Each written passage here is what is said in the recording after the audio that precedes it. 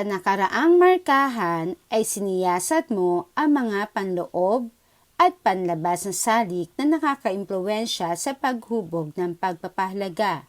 At dahil dito, ito ay nagbibigay ng malaking tulong upang magkaroon ng maayos na pagpapasya.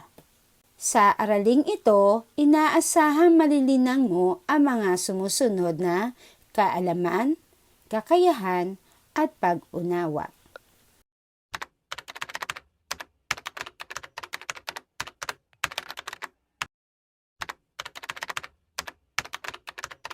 Sa unang gawain, piliin mo ang larawang na itinuturing mong mas mataas na kabutihan mula sa kasunod na mga halimbawa. Magsulat ng maikling paliwanag sa ginawang pagpili sa ibaba. Isulat ang sagot sa buhay ang pagkakataon na kinailangan mong mamili sa pagitan ng mga bagay na may halaga sa iyo.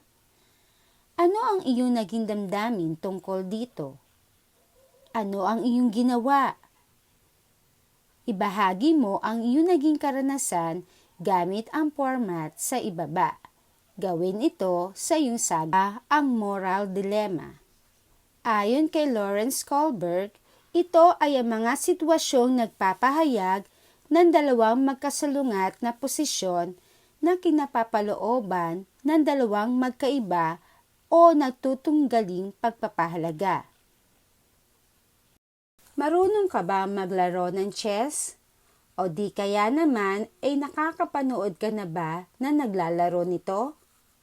Kung susuruin mabuti ang paglalaro ng chess, mapapansin na ang sinumang naglalaro nito ay sumasailalim sa malalim na pag-iisip. Sa buong panahon ng paglalaro ng chess ay kinakailangan nilang mamili ng tamang piyesa na ititira at magpapasya na gagawing tira. Pinag-aaralang munang mabuti ang bawat galaw upang maging batayan sa gagawing tira. Kailangan maging maingat sa pagpapasya dahil kung hindi ay magbubunga ng pagkatalo sa laro. May tuntunin na tinatawag na touch move na nangangahulugang ito na kapag hinawakan mo ang isang piyesa ay ito na dapat ang iyong ititira. Hindi na maaari magbago ng isip kung kaya mahalagang sigurado na sa tira bago ito hawakan. Marahil nagtatanong ka, bakit naman biglang napasok ang chess sa usapan o sa araling ito? Hindi ba maaari nating ihalin tulad ang paglalaro ng chess sa ating mga pagpapasya sa buhay? Ang tao ay biniyayaan ng Diyos ng isip at kilos loob. Ito ang dahilan kung bakit binibigyan din tayo ng laya na mga pagpasya para sa ating sarili. Isa itong gawain na hindi maiiwasan ng sino man sa araw-araw. Ngunit, ang tanong, sapat na ba ang iyong kaalaman para magpasya at mamili? Katulad ka ba ng isang grandmaster sa chess na laging naipapanalo ang kanyang laban? Kung hindi pa ganap ang iyong tiwala sa iyong kakayahan, makakatulong sa iyo ang araling ito. Ang lahat ng kilos ng tao ay bunga ng proseso ng pagpapasya. Nagmumula ito sa simpleng pagpapasya, katulad ng kung anong damit ang isusuot, kung kakain ka ba ng hapunan, o hanggang sa komplikadong pagpapasya katulad ng papasok ka ba sa iyong online class o matutulog ka na lang? Sasama ka ba sa iyong kaibigan na alam mong bawal ngayon dahil mayroon tayong pandemic? Maglalaro ka ba sa online games? Alinman sa mga ito ay nangangailangan ng kasanayan upang makagawa ng matalinong pagpapasya, lalo na sa mga sitwasyong moral. Mayroon mga iba't ibang proseso ng paggawa ng mabuting pasya. Ang mabuting pagpapasya ay isang proseso kung saan malinaw na nakikilala o nakikita ng isang tao ang pagkakaiba-iba ng mga bagay-bagay. Mahalaga ang proseso na ito sa ating pagpili. Ang pagpili ay nangangailangan ng pagkakaroon ng pagtatangi o diskriminasyon. Ang pagpili ng paglalakad sa bangketa ay pagpili na hindi maglakad sa kalsada. Ipinapalagay sa simpleng pagpili na ito na alam mo ang kaibahan ng bangketa sa kalsada, kaysa halimbawa sa isang lasing na ang paningin at pambalanse ay naaapektuhan ng alkohol. Kung mahusay ang pagpapasya, mas malinaw ang pagpiling gagawin. Panahon. Ang una at pinakamahalagang sangkap sa anumang proseso ng pagpapasya ay tinatawag nating panahon. Kadalasan, ito ang unang nating hinihinging upang makagawa ng pagpapasya sa anumang bagay na inaasahan sa atin. Karaniwan na ang mga linyang, bigyan mo pa ako ng panahong makapag-isip.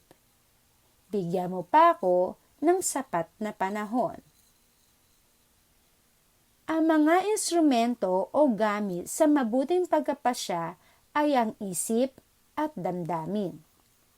Una, ginagamit natin ang ating isip. Pinagninilayan natin ang sitwasyon. Naghahanap tayo ng mga impormasyon at tinitimbang natin ang mga kabutihan at kakulangan sa ating mga pamimilian. Hinuha natin ang mga maaaring kahantungan o maging epekto ng mga ito. Madalas, kumukonsulta tayo sa mga eksperto. Itinatala natin at iniipon ang mga datos tungkol sa suliraning nais nating malutas. Ngunit, hindi lamang ang isip ang umiiral sa ginagawa nating pagpili. Kinukonsulta rin natin ang ating damdamin upang tiyaking kagustuhan nga natin ang ginawang pagpili. Kung kaya't sinasala ng ating damdamin ang anumang natuklasan ng ating isip upang pagbatayan ng pagpili, upang gawin natin ang pagpapasya.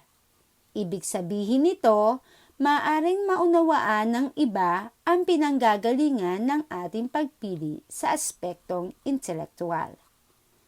Ngunit, hindi nila sinasang-ayunan ang ginagawang pagpili. Maaari hindi mahalaga sa kanila ang mga bagay na pinapahalagahan natin. Maaari pa nila tayong pagbintangang wala sa katinuan ng pag-iisip. Dahil dito, naaalala natin na mulat sa pulpa lang, tayo ay may kalayaan at walang mapanagutang pagpapasya, ang nagaganap ng walang kalayaan. Maaari tayong humingi ng payo sa ating malalapit na kaibigan o mga eksperto. Ngunit hindi natin dapat hayaang maimpluwensyahan tayo ng opinyon ng iba sa paraang nawawala na tayo ng kalayaan. Ang pagkapahalaga, ang pundasyon o haligi ng proseso ng mabuting pagpapasya. Kung hindi hinihingi ng pagkakataon na tayo ay mamili, madalas na tinitimbang natin ang mga pamimilian, batay sa kung ano ang mahalaga sa atin. Maaaring pinipili natin ang pagkain ng gulay dahil sa halaga nito sa ating kalusugan, ayon sa dikta ng ating isip kung ano ang tama at ang damdamin, ayon sa ating ginugusto. Ang proseso ng mabuting pagpapasya sa maikling salita ay batay sa ating pagpapahalaga. Ginagamit natin ang ating isip at damdamin upang tiyakin sa loob ng sapat na panahon ang ating pasya. Mga hakbang sa paggawa ng wastong pasya. maaari nating himayin ang proseso ng mabuting pagpapasya. Magkalap ng kaalaman. Ang pagiging tama o mali ng isang pagpapasya ay nakasalalay sa mga katotohanan. Sa iyong kasalukuyang edad, maaaring hindi pa sapat ang iyong kaalaman ukol sa mga katotohanan ito. Kung kaya, mahalaga na ikaw ay sumangguni at humingi ng opinyon sa mga taong nakakaalam at mayroong sapat na karanasan tungkol sa mga bagay na iyong pinagninilayan. Ikalawa, magnilay sa misyong aksyon. Sa anumang pagpapasya ng tao, mahalaga ang pagninilay sa mismong aksyon. Ikatlo, hingin ang gabay ng Diyos sa isasagawang pagpapasya. Ang panalangin ang pinakamabisang paraan na maaaring gawin upang ganap na maging malinaw kung ano talaga ang plano ng Diyos para sa atin. Dahil sa panalangin, mabibigyan ng linaw sa iyo kung ano talaga ang gusto ng Diyos na iyong gawin. Mahalagang gawin ito upang magkaroon ng lakas na maisakatuparan ang anuman dapat gawin ayon sa paghusga sa sariling konsensya. Ngunit paano kung matapos ang pagkalap ng mga kaalaman, pagninilay at pagdarasal, ay nananatili pa rin ang iyong pag-aalinlangan sa iyong pagpili? Ano ang iyong dapat na gawin? Makakatulong sa iyo ang susunod na hakbang. Ikaapat, tayain ang damdamin sa napiling isasagawang pasya. Mahalaga ring isaalang-alang ang ating damdamin o kalooban sa ating gagawing pagpili. Hindi lahat ng lohikal o makatwirang pamimilian ay makakabuti sa atin. Mahalaga na isaalang-alang ang magiging kasiyahan bunga ng ating ginagawang pagpili. Ikalima, pag-aralang muli ang pasya. Kung nananatili sa iyo ang agam-agam dahil mayroon ka na ring pakiramdam na maaari kang magsisi sa iyong pasya, kailangan mong pag-aralan muli ang iyong pasya na may kalakip na panalangin at may ibayong pagsusuri. Maging bukas sa posibilidad na magbago ang pasya pagkatapos ng prosesong pinagdadaanan mo. Marami pang pagkapasya ang iyong gagawin sa mga darating na panahon. Kung kaya, mahalagang may sapat kang kaalaman tungkol dito. Mahalagang tandaan na sa bawat isinasagawang pagpili, laging isaalang-alang ang mas mataas na kabutihan o ang